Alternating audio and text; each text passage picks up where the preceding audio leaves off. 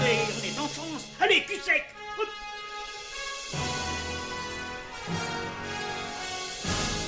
Personne ne veut le croire et pourtant c'est vrai. Ils existent, ils sont là, Tarnatata. Le globe.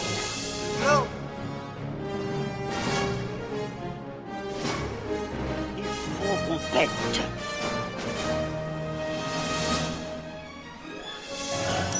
Voyons, circuit branché, convecteur temporel temporisé. Bonjour, bienvenue sur Histoire d'en dire plus. Aujourd'hui, on parle d'un film de 99, film culte, La Momie, avec Brendan Fraser. Allez, c'est parti, mon kiki.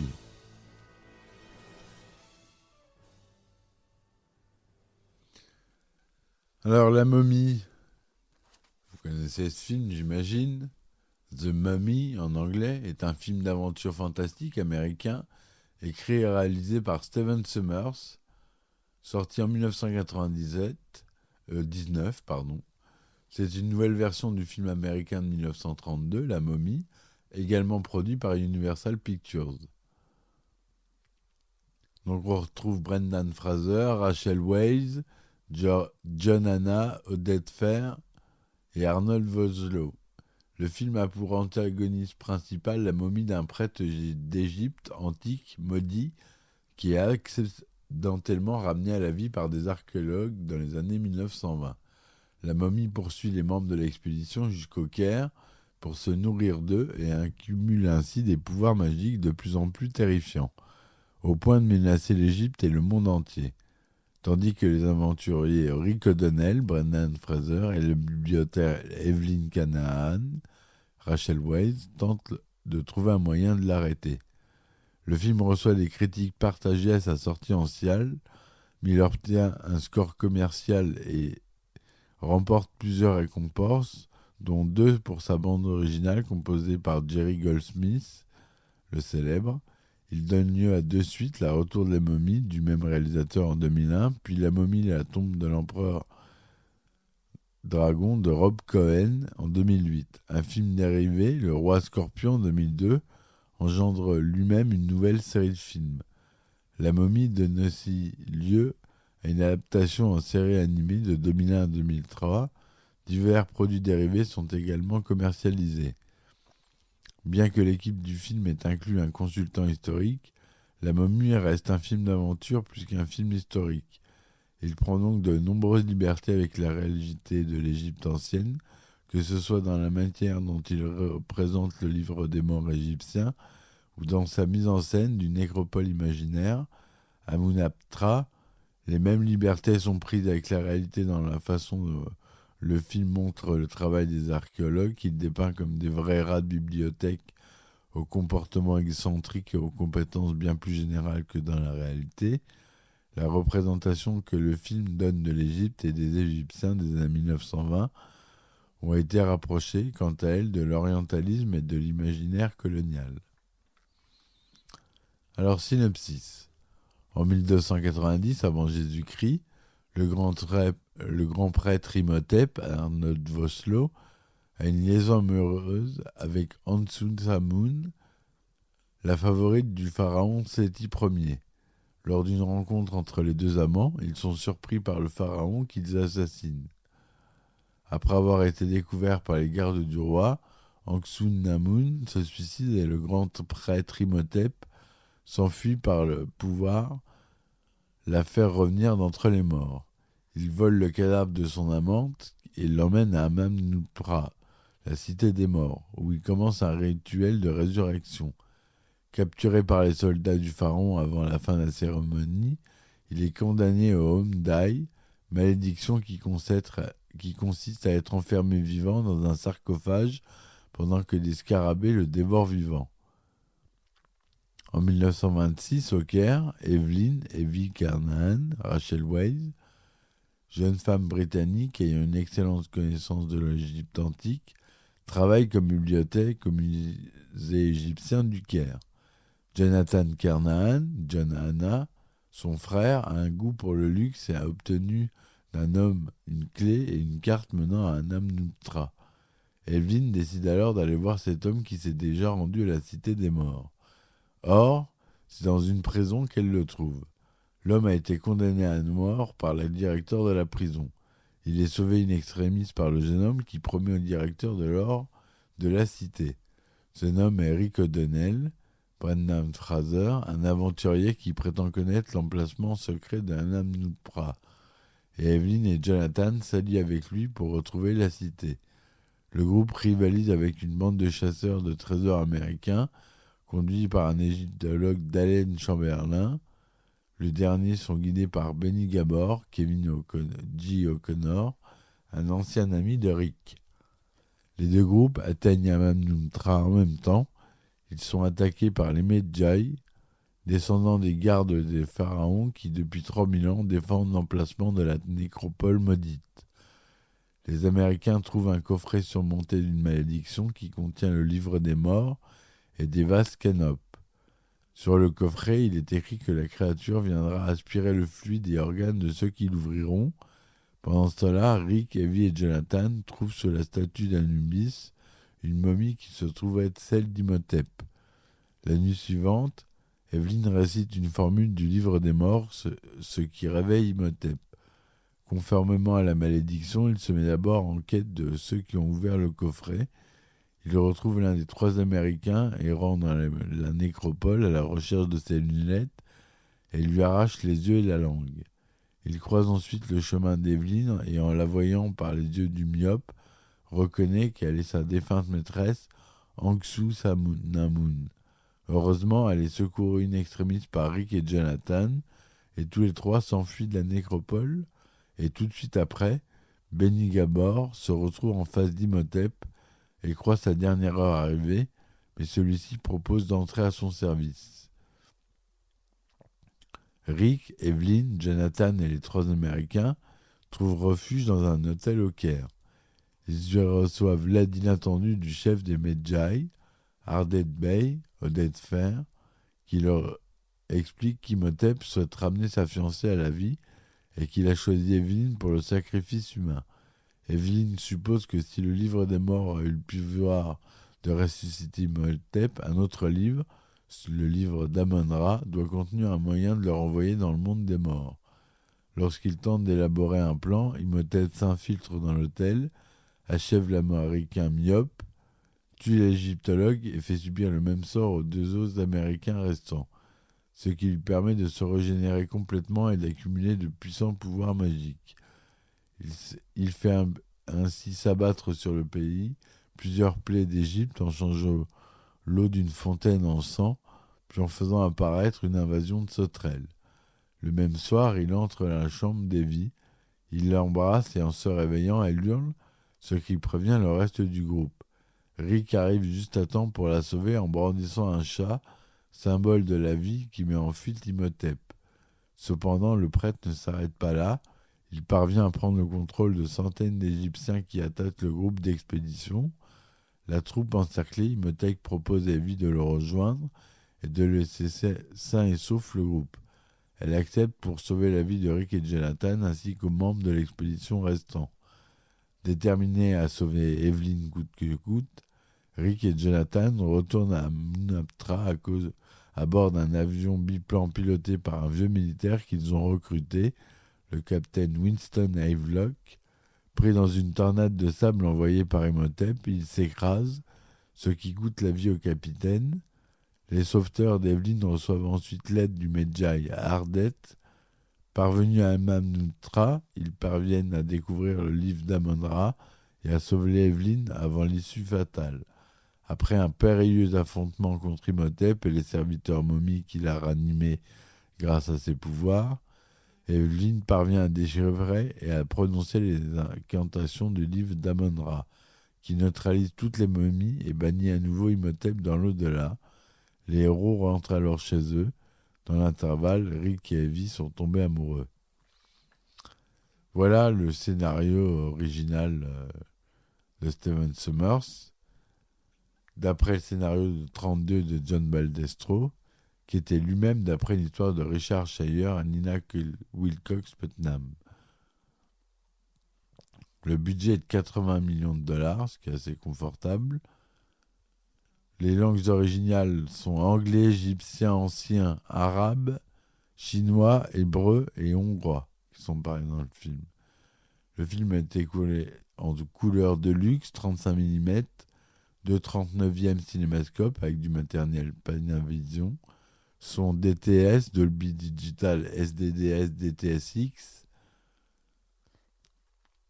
La version normale dure 124 minutes et la version censurée au Royaume-Uni dure 115 minutes. Il est sorti aux États-Unis le 7 mai 1999 et en France le 21 juillet 1999. En France, il est tout public, mais interdit aux moins de 13 ans aux États-Unis. Les premiers films de momies s'inscrivent dans la continuité d'un engouement pour l'Égypte antique déclenché par la campagne d'Égypte menée par Napoléon Bonaparte entre 1798 et 1801 et à la publication de la description de l'Égypte par les scientifiques de l'expédition dans les années 1800-1820. Pendant cette période, y compris dans les années 1830, il est très à la mode de rapporter d'un séjour en Égypte un fragment de momie ou de participer à des séances de déballage de momies.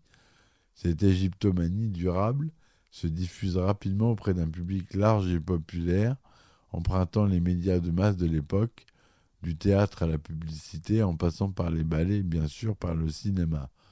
Elle ravive des thèmes artistiques tels que les mystères des pyramides et les vengeances des momies profanées, thèmes qui prolongent des croyances encore plus anciennes, remontant au moins à la Renaissance.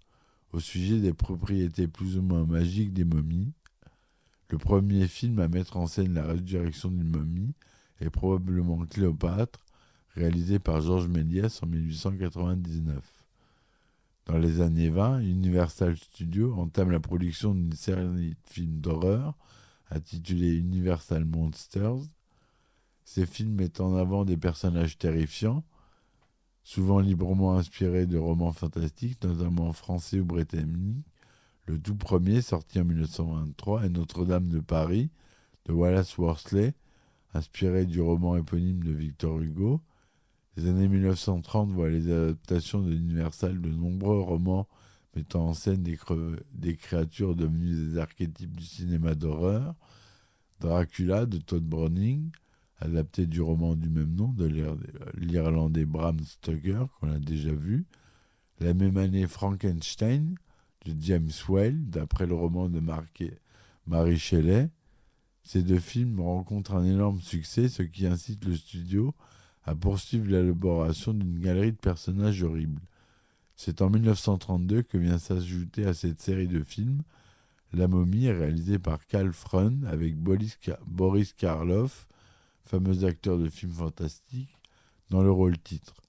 D'autres monstres suivent, L'Homme Invisible de James Whale en 1933, La fiancée de Frankenstein du même réalisateur en 1935, Le Loup-garou de George Wagner en 1941, et d'autres films font rencontrer ces personnages contre Frankenstein contre le Loup-garou de Roy William Neill en 1943.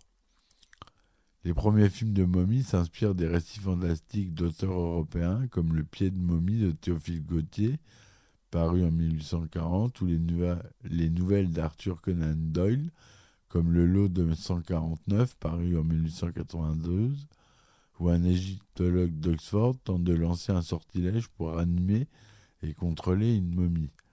Et L'Anneau de Thoth, où un égyptologue découvre qu'une momie égyptienne contient un homme qui est encore vivant après 3000 ans grâce à un élixir qu'il a bu. Mais l'homme désire rejoindre dans la mort la femme qu'il a aimée et qui n'a pas survécu. L'Anneau de Thoth sert de manifestement d'inspiration au scénario de La Momie de Karl Freund en 1932, mais le texte de Doyle n'y est pas mentionné au générique. Comme la plupart de ces films d'horreur, La Momie donne lieu à deux suites, La main de la momie en 1940, La tombe de la momie en 1942, Le fantôme de la momie et la malédiction de la momie en 1944, De Inigo et la momie en 1955. Une deuxième série de 4 films est ensuite produite avec l'autorisation d'Universal par Hammer Film Production entre 59 et 71. Ainsi, dès 1932, le personnage de la momie fait partie de l'univers des studios Universal, qui l'utilisent régulièrement dans leurs grosses productions.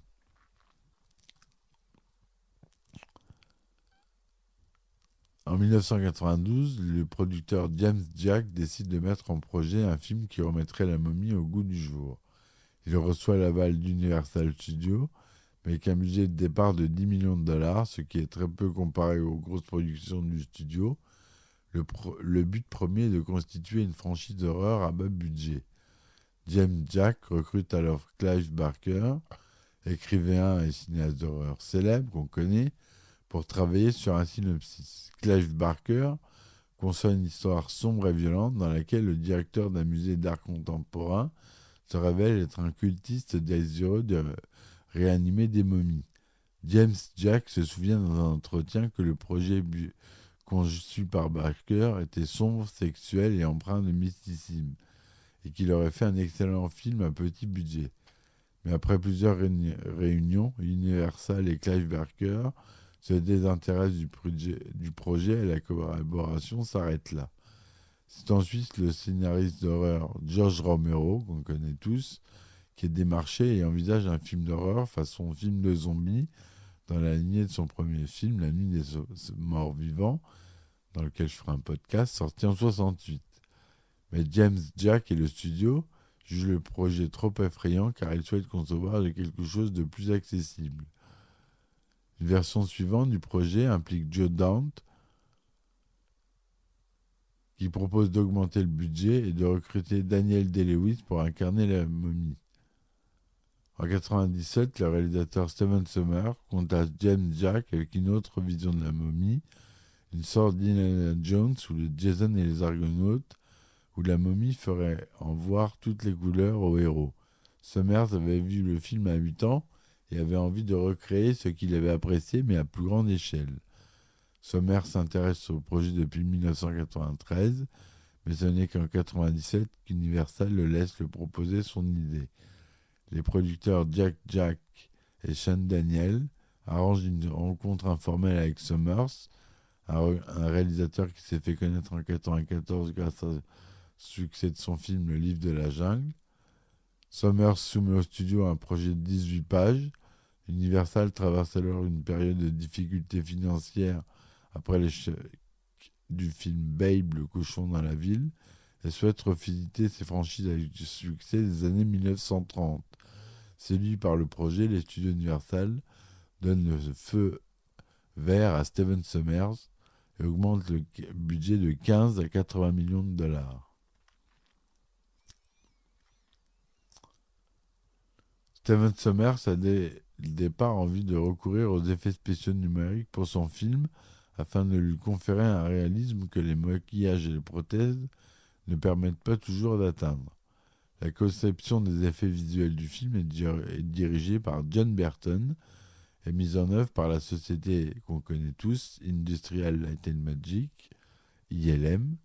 La conception visuelle du personnage de la momie et le choix des techniques à utiliser pour lui donner vie à l'écran se font bien avant le début du tournage et prennent environ 3 mois. Avant de rendre le meilleur réalisme possible les mouvements de la momie, c'est la technique de la motion capture qui est retenue par Burton. Un travail préalable est approfondi et réalisé par ILM à partir des photographies déjà existantes d'Arnold Vosloo, l'acteur qui joue Imhotep dans le film, puis en prenant des photographies et en réalisant des films spécifiques qui permettent aux animateurs d'étudier sa silhouette, sa démarche et ses mouvements. Par la suite, sur les plateaux de tournage, Arnold Vosloo, revêtu de capteurs qui permet de numériser ses mouvements avec précision et de disposer ainsi d'une base pour animer la momie en infographie dans chaque plan concerné. Dans les premières scènes du film, lorsqu'Imhotep a encore l'apparence d'une momie, les plans sont entièrement animés en images de synthèse. À mesure que la momie s'humanise et prend les traits de l'acteur, les effets spéciaux combinent les prises de vue réelles de l'acteur en leur ajoutant des sortes de prothèses numériques. Par exemple, pour les plans où Imhotep n'est qu'à moitié reconstitué, mais encore une joue et des dents manquantes. Les scènes de la dernière partie du film où Imhotep a un aspect entièrement humain sont simplement des prises de vue réelles d'Arnold Vosloo. Le budget final du film s'élève donc à environ 80 millions de dollars. Sur Metacritic, il reçoit 48%, sur Rotten Tomatoes 61% et sur Allociné 3 étoiles et demie. Donc voilà ce que je voulais vous dire sur ce film culte qui mérite d'être vu et re-revu, la trilogie que je me suis procuré en Blu-ray 4K en import. Je les ai pas revus, ça fait un moment, ils passent souvent à la télé. Voilà, je vous remercie de m'avoir écouté jusque-là. Je vous dis à très vite pour de nouvelles chroniques. Laissez-moi des commentaires et des likes. Soutenez-moi sur Ulule si vous pouvez. Vous tapez Histoire d'en dire plus. Sur Tipeee, sur Patreon, il y a des abonnements avec des épisodes inédits. Faut pas oublier ça. Je vous remercie, je vous dis à bientôt. Ciao, ciao.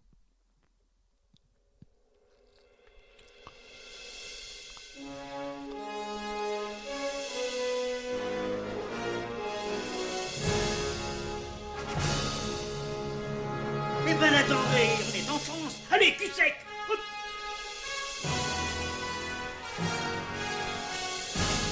Personne ne veut le croire et pourtant c'est vrai, ils existent, ils sont là dans la data. Le globe. Le globe. Il faut qu'on pète.